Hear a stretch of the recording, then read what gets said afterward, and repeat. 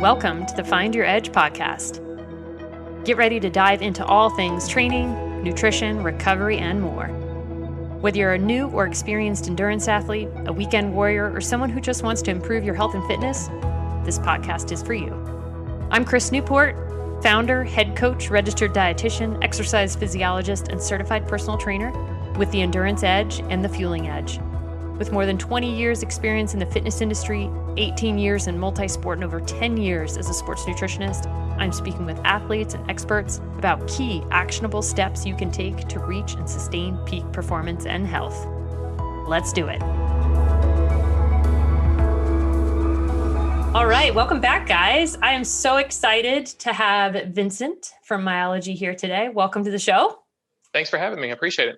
Yes, of course. So as a small business owner myself, I am very excited to support other small business owners in the area, but I think this conversation will be useful not only to people who live locally in the Raleigh-Durham area, but also hopefully more widely, nationally, internationally, for the benefits of bodywork and massage therapy.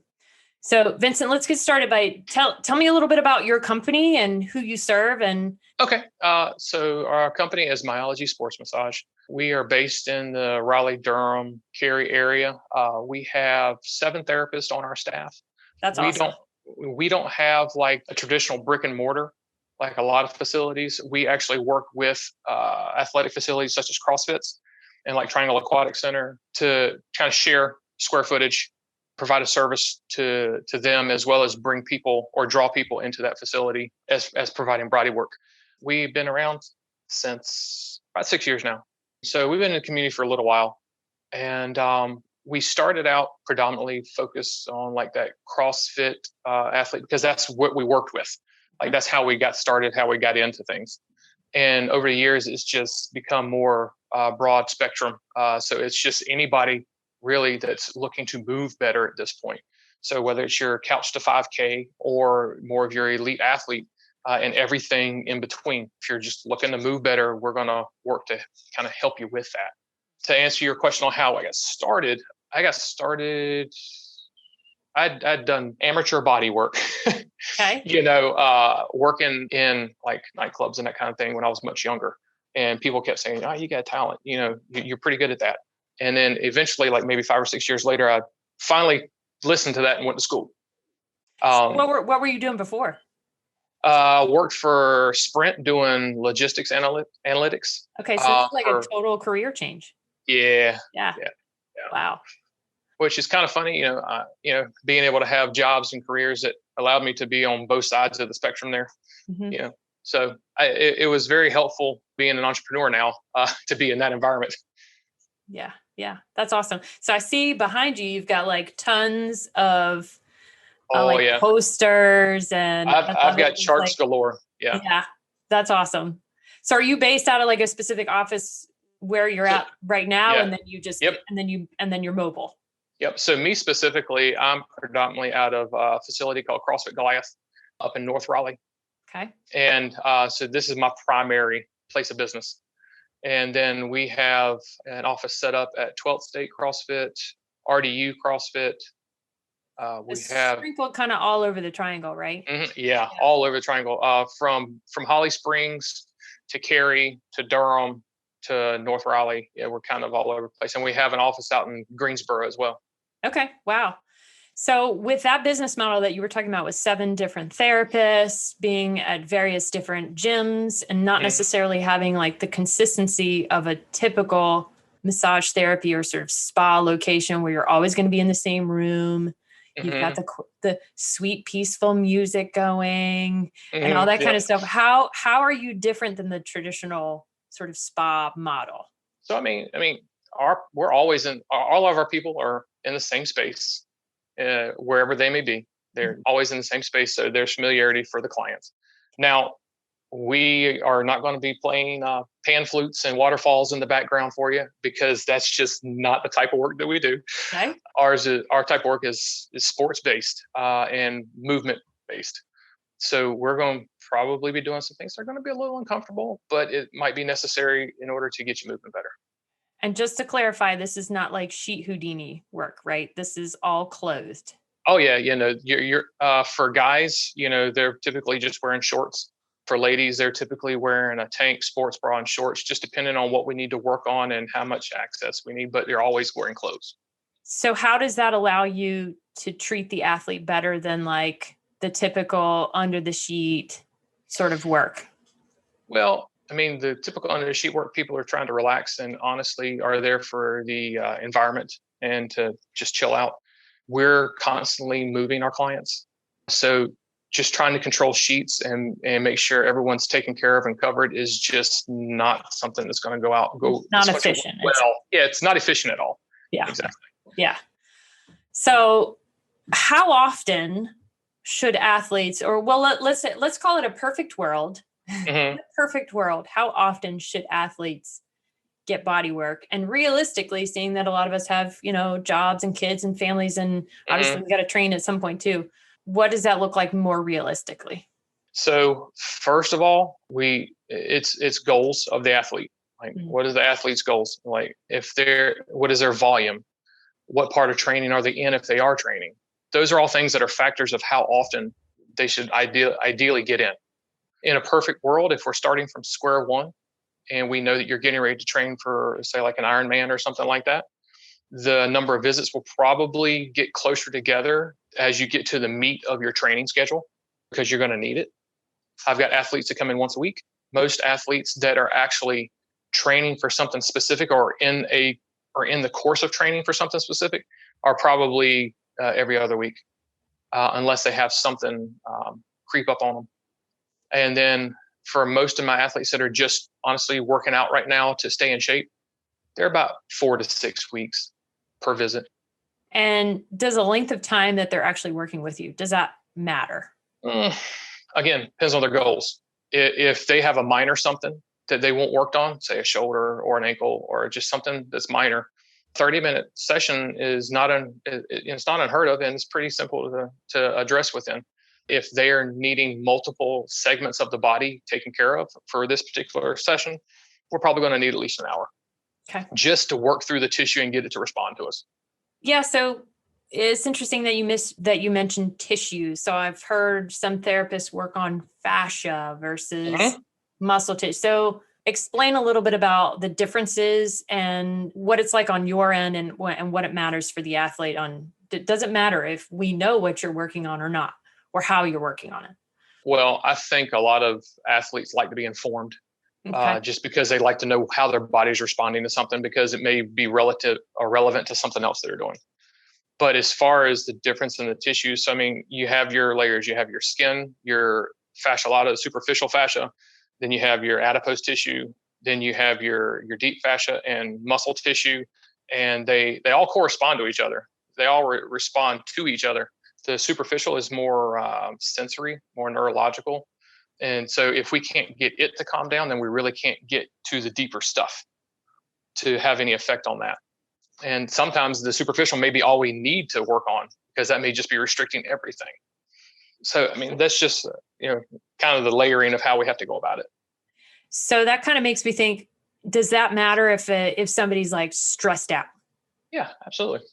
Okay. So stress builds up in your fascia readily, easily. If you're stressed out, you're going to tighten up.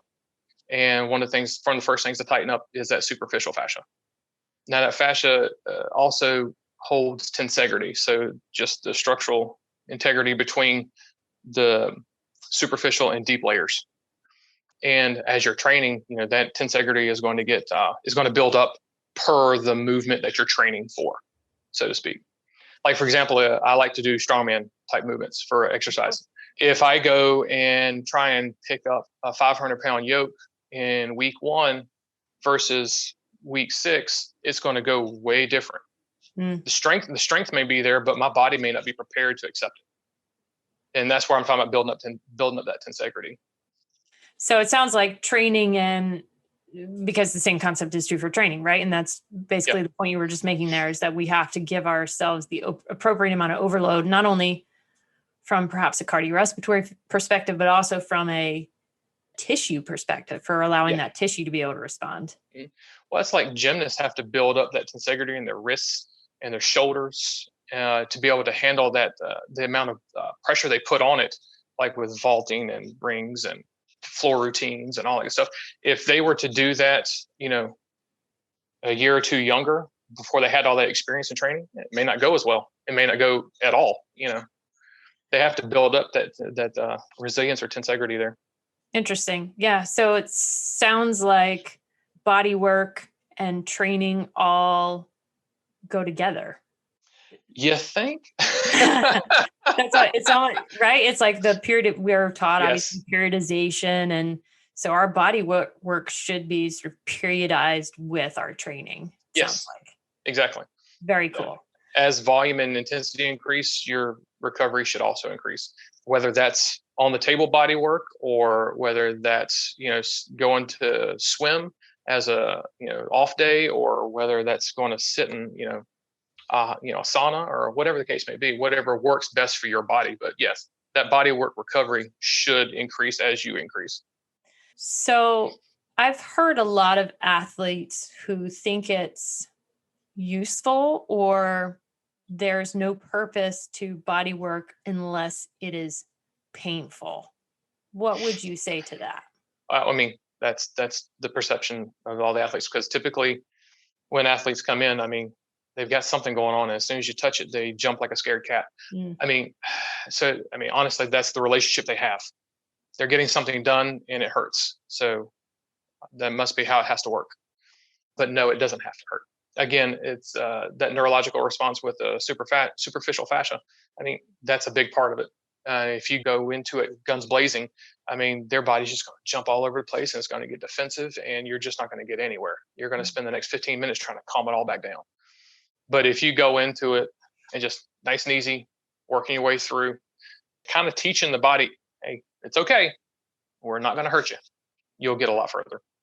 It still may be uncomfortable, but you'll get further. Yeah. Do you do any specific techniques to get people to relax? Are you encouraging them to breathe or talking to them or making them laugh? Or is there something that helps that process to let go? Breathing is always a challenge for our people for some reason or another. They like to hold their breath. Yeah. But how we start with it. So we start with a palpation assessment according to what they've told us is going on. We'll check out those areas, check out range of motion, that kind of thing. That is a way for them to get used to us and us to kind of get used to them, especially if maybe it's a first time visit. We may not know what their body's going to do or how it's going to respond. Then we'll start with some joint mobilization to move whatever is being affected just to see how's it moving. Then a lot of times what we'll do is we'll take some metal tools. Some people refer to it as I-stem, gua sha, Graston, A-stem, I-stem. Whatever terminology people are familiar with, we'll use it lightly to help stimulate the tissue, get blood coming to the area that we're trying to treat. That typically softens everything. It also triggers that response to the brain to kind of increase blood flow to promote the healing process. And then we can kind of really go from there, because once that starts to soften up and we get some blood supply going to that area, it's pretty wide open for us to work on the tissue. Do you think it's as easy for people, like you're mentioning, like the Graston technique, that I would say that tool kind of looks like a long butter knife, I guess? I don't know. How would you describe it? Well, they come in all forms and fashions. We've got, what's called a handlebar. Ooh, look at that guy. Pretty long, that, for like quads, hamstrings, back. Then you've got your rock tape tools. That's what they call the mallet there. And this is what they call like the tomahawk. But there's all shapes and sizes. And again, at this day and time, everybody's making something as far as the metal tools go. It's not exclusive to Graston anymore. It's pretty much an open market as far as that stuff goes. Would you advise somebody to get one of those tools and use it on themselves? Or do you think it's better applied from an outside force, like a therapist? Well, that's already happening. They're so accessible. You can buy these tools on Amazon. But are we using them right? No, probably not. Now, doing it with informed information, doing it with some, say, asking me as a clinical provider, hey, how should I do this? at that point, I know they're going to do it regardless of what I say to them. So I may as well tell them how to do it properly. Because like I said, they're going to go buy the cupping sets. They're going to go buy the metal tools. They're going to go buy whatever they can get their hands on, and they're going to try and treat themselves regardless. So you may as well help educate them. Have you spent quite a bit of time doing that or does it matter, or does it depend on the athlete and how interested they are in doing their own self-care? I think it depends on the athlete, because I don't spend a tremendous amount of time dealing with that. But if someone does, broach the question with me, I'm going to take some time to explain how I go through things, because I don't want them bruising the heck out of their tissues and just being super sore or can't use it, or maybe have hurt themselves worse than you possibly should, because they'll go too hard on it. They'll damage the tissues. And the next thing you know, hey, I did this. And you're like, okay. Yep. All right.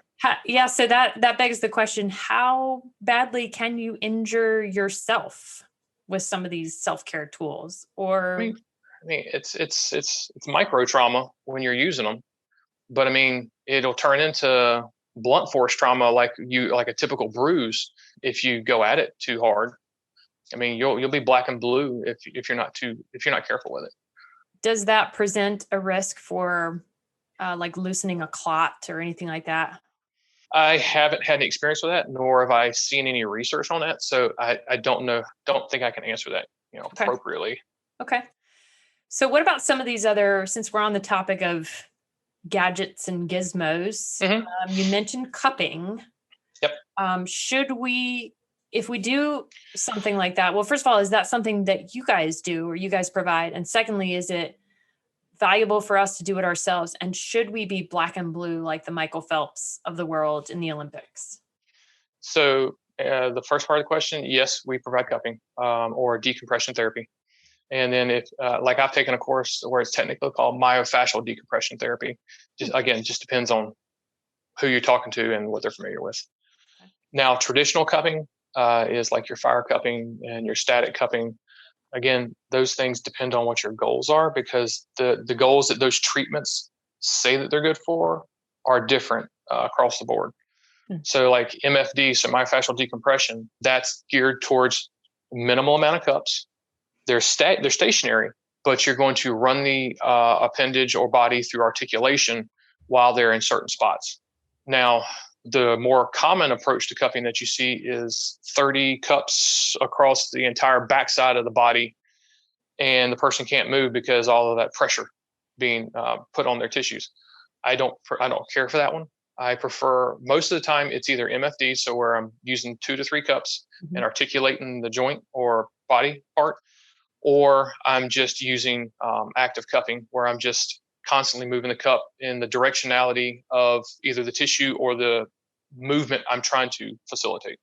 And what you mean by articulating would be basically continuing to keep the body part moving, correct? Yeah. So like, let's take a shoulder, for example. If you're having issues with overhead mobility, providing there's no structural issues or anything like that, we've already, assessed that, we can put cups around the shoulder blade and then move the arm through that overhead range of motion that athlete is using. So Olympic overhead range of motion may be a little different than a climber's overhead range of motion. So, adjusted to their sport and what they're actually trying to do. But just moving, supporting the arm, supporting the shoulder, and just moving it through the range that they're trying to accomplish. Great. Awesome. How about the foam rolling and tools like a Theragun? I know that's been kind of hot on the market. I actually have a client who made one themselves from tools at the department store. So yeah, tell me your thoughts on those gadgets, and are they helpful? Should we bother? So foam rolling is helpful if it's done with intent. So I don't really prescribe to the global foam rolling where, you walk into a class and you see everybody just kind of lounging around on the foam rollers. They might move a little bit this way, a little bit that way, or they're rolling everything from their ankles to their neck, in one sitting. I do believe that if you're trying to warm up, the foam rolling is going to stimulate blood flow.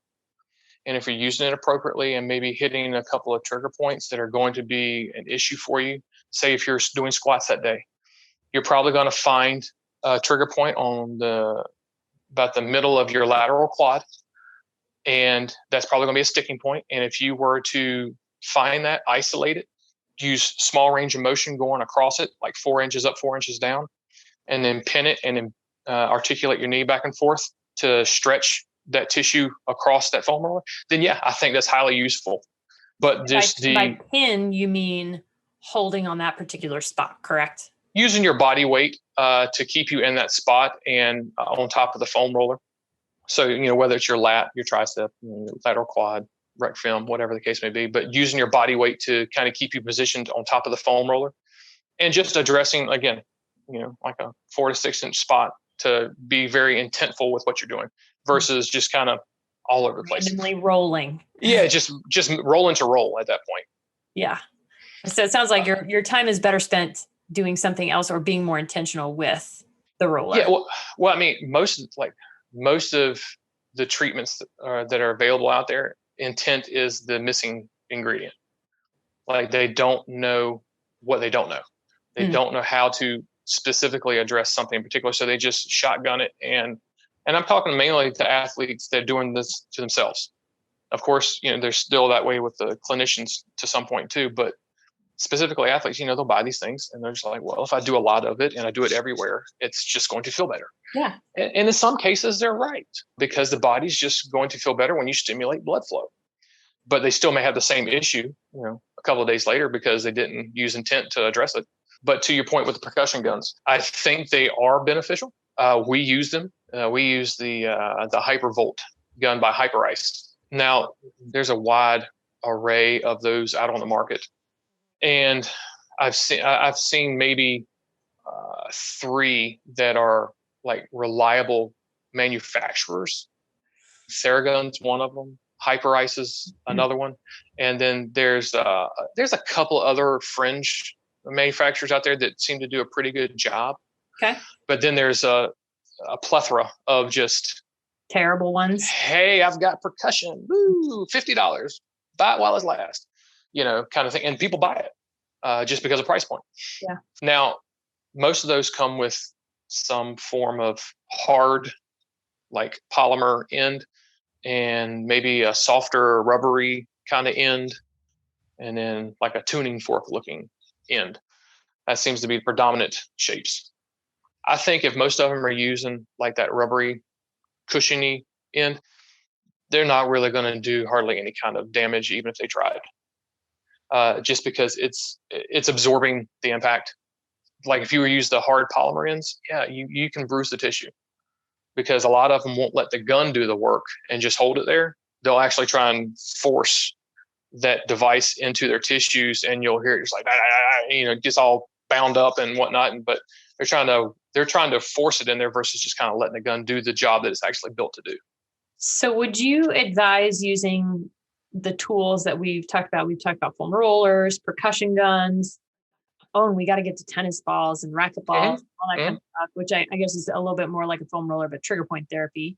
Before workouts, after workouts, for a little bit of time, a lot of time. What's your kind of guidance on that? So for before workouts, I think you should just be stimulating blood flow, articulating whatever joint or joints that you're going to be primarily be using for the workout or your strength training or whatever the case may be, running those through full range of motion. So maybe like animal movements like bear crawls, Spider-Man crawls, stuff like that, whatever's going to run you through full range with body weight and just get the blood flow going. I don't really care for the static stretching or ballistic stretching prior to moving weight. And I'll be specific about moving weight. If you're doing that and then going for a run or something like that, okay, it's not that big of a deal. But when you're getting under a barbell and you're getting ready to load your body up and you just spent time doing ballistic stretching or static stretching and telling your muscles, I want you to chill out, it's not going to go well. It's kind of like building the tensegrity, like we were talking about before, right? To be prepared for the movement. If you're spending time trying to elasticize that tensegrity, it's not going to go well when you need to actually tighten it up. So that makes me think of different programming styles. And I've kind of played around with this with my athletes in terms of doing more strength training workouts followed by their cardio workouts. And that being said, generally speaking, our goal is either a triathlon or some sort of endurance event. The strength training is a little bit more supportive rather than like a CrossFit where their goal might be to improve their, front squat or snatch or whatever. Yep. I've kind of played around with programming one being first or the other based on what you're indicating for, getting that blood flow and the articulation of the joints. Do you have a preference as to which workout comes first, or is it just a matter of being prepared for whatever work that they're going to do, the athlete's going to do? So I do like the strength training prior to a cardio session versus flipping the two. Mm-hmm. I think the strength training will allow you just kind of get the body going, get the proprioception going, just kind of fundamentally to be ready, versus going into a ballistic movement straight away, such as, running. I don't think that it behooves your body to just jump straight into something like that. So let me make sure that you say that again, because we have a lot of, especially our, since we do work with so many endurance athletes, and this is going to a lot of endurance athletes. Yep. I have so many people who literally open the door to their house and they walk out the door and they start running. Yep. Poof. Like, I feel like sometimes I have to bang my head against the wall to get them to warm up, especially for somebody who might be injury prone. So tell us about that and how important they need to be doing the work. If they're injury prone, that's just being naive that you're not going to hurt yourself if you do that. Now, on the other side of that, I have plenty of athletes where, again, they've built up that tensegrity in their body for that movement, for that particular style of exercise they're getting ready to do, that they can just go start at a slow pace and just do the thing. And that's just how they have done it and how they've been doing it. So their body's used to it. So, there are people that can do it. I'm not saying that they need to change. Their body is just accustomed to doing that. But for the average person, most people can't just do that. Yeah. Your higher end athletes can. They've been training for so long, doing probably that same sport, that they're fine. Again, but if they're injury prone, it's just not being smart. Have you seen, especially some of your higher level athletes who are doing this constantly? And of course we have, triathletes who are training 5, 6, sometimes even 7 days a week, with their propensity for injury or just getting excessively tight. We see a lot of hamstrings that get tight, hip flexors. I'm sure you get a lot of adductors issues as well. Weakness in glute medius, holding their head up on the bike for excessive amounts of time. Does that make, even if they're not necessarily doing a lot of warm-ups, does that make that self-care, that body work even more important than somebody who might not be training quite as much? Or is it maybe just as important no matter who you are? I think some things it's going to make that just as important regardless of whether you're an amateur or whether you're a high-end athlete. So like you said, being on the bike, being in that position for long periods of time, that is going to just wreck your body. And it doesn't matter if you're a high-end athlete. That just means you're going to go further, which just means you're going to do the same thing. It's all relative. A 5 mile, that's really short for a bike ride, but you get what I'm saying? A short bike ride for an amateur athlete versus a long ride for an experienced athlete, it's the same thing. It's all relative. Yeah. Same for running. Same for, CrossFit athletes. If they're going to do the same repetitive movement for a long period of time relative to their skill level, they need that body work. They need to recover from it because they're going to beat themselves up. So what are the things that you just continue to keep working on? There's some of the common injuries, or whether it be for more of a strength-based athlete or an endurance-based athlete. Do you see a lot of commonalities there? There are definitely some common areas. Anterior pelvic tilt tension. It's a big one. Okay, so explain that a little bit, because I know what an anterior pelvic tilt is, but a lot of people are going, wait, huh? So that means you're a quad dominant athlete for the most part. That's the simplest way to explain it. You just use your quads. They're happy when you use them, and you don't use your butt or something else, depending on what the movement is. But that just means you're probably a quad dominant athlete. And what it does is it pulls the front of that hip down which hikes the back of that hip up, which tightens your hamstrings, which then puts pressure on your psoas. Then it also puts pressure on your QLs and your erectors and a ton of things. But when the hips are not happy, a lot of things go wrong. Both above and below, correct? Yes, 100% above and below. If something's off in the shoulders, it doesn't necessarily affect down to your hips. But if something's off in your hips, it can affect your ankles and vice versa, and it can affect your shoulders. Interesting. So you mentioned quad dominant. We do see, obviously, we work with a lot of runners and more of the hamstring dominant. What are some of the issues that you might see that are commonly with runners? So when we say runners, I mean, we got to kind of pare that down, I think, because if you're talking like your ultras, they don't hardly ever get in their hamstrings unless they're off road and they're going on trails. And then, the terrain makes them get in their hamstrings, or versus sprinters who use the heck out of their hamstrings and their glute max. So, I mean, there's a wide, variation of runner there. Yeah. Yeah. Because I mean, a lot of times you hear about runner's butt, which means you have a lack of glute max activity. We see that a lot. How can we get our butts to turn on? And that's because they don't utilize their posterior chain when they run, which is where you see your ultra runners or your trail runners and all that good stuff. But your sprinters do that very well. Otherwise, they're not going to be sprinting. Sorry, let's rewind to the initial question because I kind of was going off on a tangent. Yeah, so just talking about like common injuries in runners, like talking about posterior chain. I know that we see a lot of like glute medius issues, glute max, and even talk a little bit about upper body stuff, because now that, I'm working from home and a lot of other people are working from home, and you just kind of like leaned back a little bit, it's like this sitting posture thing. Yep. So now we're doing all these movements, and, strength training is very similar too. We're doing push-ups and we're doing all of these, like all of the movements in front of ourselves. And then we get this sort of like, so that combination, we get that kind of like kyphotic posture, that combination of life and sport. That make it worse. And is there anything we can do about that? So as human beings, we contract the muscles on the front of our bodies much better than we do the back of our bodies. Hence the fetal position. Trying to get someone to develop in between their shoulder blades so they can retract their shoulder blades to stand up taller is hard because they don't know how to do it, because again, like you said, they sit at a desk all day and their arms are out in front of them. They're typing, they're moving their mouse, they're answering their phone. They don't know how to pinch their shoulder blades together anymore. So from this current day and time, with athletes in general, one of the muscles in particular, and I don't usually go specific muscle because I usually deal with fascial trains or fascial lines. Pec minor is one of the largest upper body killers out there, just because of where it's placed. It's right here on the outside of your chest and attaches to your shoulder blade.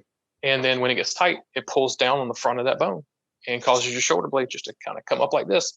You look like you're flexing your traps, but it's just because of the position of the shoulder.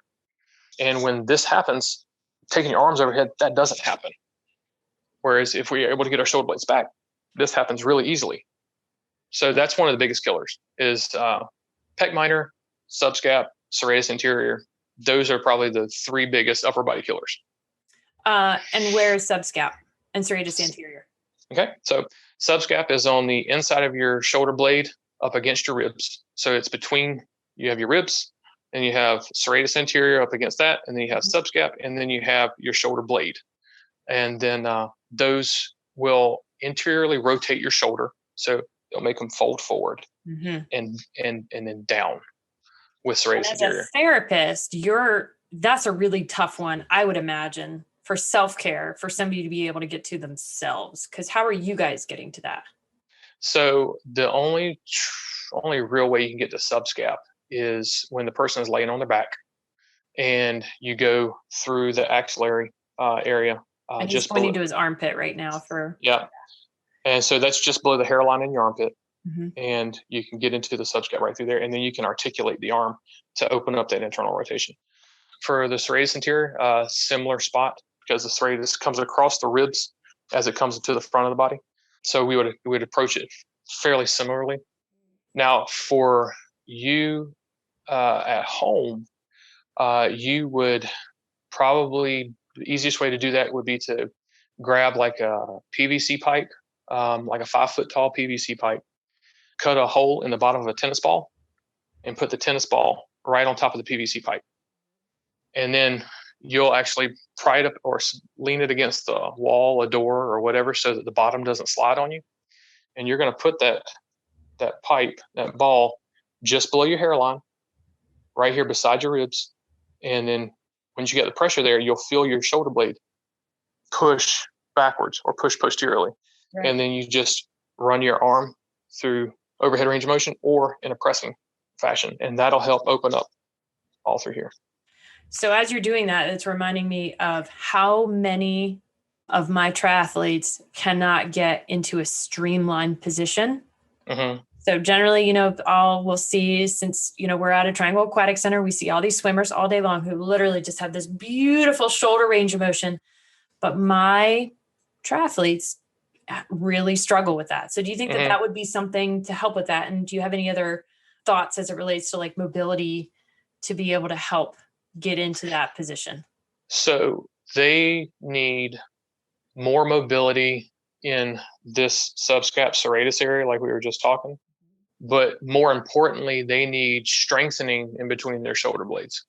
So those rhomboids and yeah. So a quick little thing for them would just be to take a little red band like this, put it over their head, arms out in front of them where the hands are just shoulder width apart, and then just pull apart to the chest. And as they get to the chest, pinch the shoulder blades and push the chest through. Is it best to do that seated? So you can do it standing. Sort of anterior tilt the pelvis while we're. So I would normally do it standing. I'm just doing it seated because of the camera. Right. All right. So that looked like a band that you would get at like Amazon. Amazon, yeah. What about the physical therapy bands? The wider bands, would that? Those would be fine too. The resistance for some people may not be enough. It just may not be strong enough, but it'll at least allow them to start working on it. Is there value in not only just doing like reps, but also holding that position? I would, reps. Yes. Somewhere you want a band that'll allow you to do somewhere around 15 to 20. So whatever that strength is for that person, they need to be able to do 15 to 20 without, kind of having a hard time with it. And as far as holding it, I do like about a 2-second pause when you go all the way through and you're pinching your shoulder blades, just a 2-second pause before you come back out. So we addressed the upper body. Now it kind of still talking about the person who's sitting at their desk all day and then going out to, swim, bike, run, lift, whatever. In my mind, that says your poor psoas or your poor hip flexors are just unhappy. How can we work on those? Yes, you can stretch the TFL, and yes, you can stretch the rectus femoris, the quads, primarily the rectus femoris, but you need to strengthen your glute max. Typically, your glute med is probably going to be getting overworked already. So I would say they need to strengthen their glute max and stretch. So stretch the front of the legs and strengthen the posterior so they can get some external hip rotation versus being internally tight all the time. Are you a fan of yoga or do you matter does it matter to you how people get their stretching in? If they do yoga or they do their static stretching after their workout, or they foam roll, or do you care? Honestly, if they're doing it, it's a win, because a lot of them just grab their gear or just sit around and talk and then leave, and they've already cooled down. So stretching is kind of pointless at that point. Mm-hmm.